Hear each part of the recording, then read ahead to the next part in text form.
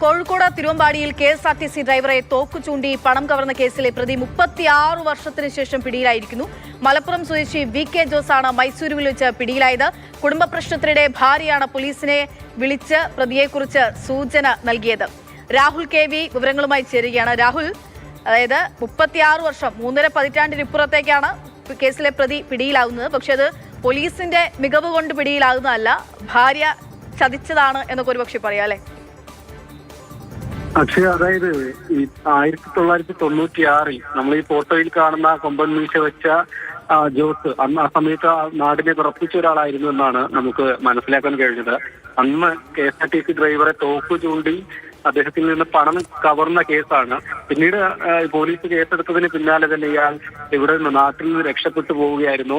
മൈസൂരിലേക്കാണ് മുങ്ങിയത്. പിന്നീട് അവിടെ എത്തിയതിനു ശേഷം ശിവകുമാർ എന്ന വ്യാജ പേരിലാണ് അവിടെ വെച്ച് വിവാഹം കഴിക്കുകയാണ് ഉണ്ടായത്.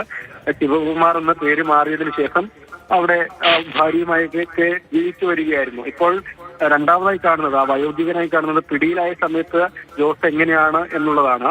അതായത് വീട്ടിൽ വെച്ച് പ്രശ്നമുണ്ടായി, വാക്കുതർക്കമൊക്കെ തന്നെ ഉണ്ടായി ഭാര്യയുമായി. പിന്നീട് ഭാര്യ അവിടുത്തെ പോലീസിനെ ബന്ധപ്പെടുകയാണ് ഉണ്ടായത്. പോലീസ് എത്തി വീട്ടിൽ പരിശോധിച്ച സമയത്തൊക്കെ പോലീസിന് സംശയം തോന്നി.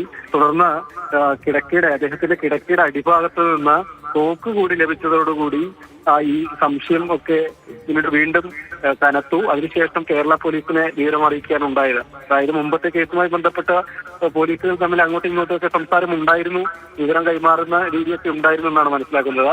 ഈ തോക്ക് കിട്ടിയതോടുകൂടി അവിടെയുള്ള പോലീസ് ഇങ്ങോട്ട് കേരള പോലീസിനെ വിവരം അറിയിക്കുകയായിരുന്നു. തുടർന്ന് ഇവിടെ നിന്ന് പോലീസ് അങ്ങോട്ടേക്ക് എത്തി അദ്ദേഹത്തിനെ പിടികൂടുകയും ചെയ്തിട്ടുണ്ട്. അതായത് ഈ 36 വർഷത്തിന് ശേഷം ഒരു കേസുണ്ട്. കൗതുകമുള്ള വാർത്തയാണ് എന്ന് ഇടപെടുകയാണ് സമയക്കുറവുള്ളതുകൊണ്ട്. എന്തായാലും 36 വർഷത്തിന് ശേഷം പിടിയിലാകുമ്പോൾ വയോധികനായിരിക്കുന്നു അയാൾ എന്നുള്ളതാണ് പോലീസിന് എന്തായാലും പെട്ടെന്ന് കണക്ട് ചെയ്യാൻ പറ്റിയെന്നുള്ളതാണ് അതിലൊരു പ്രധാനപ്പെട്ട അന്വേഷണ മികവെന്ന് പറയുന്നത്.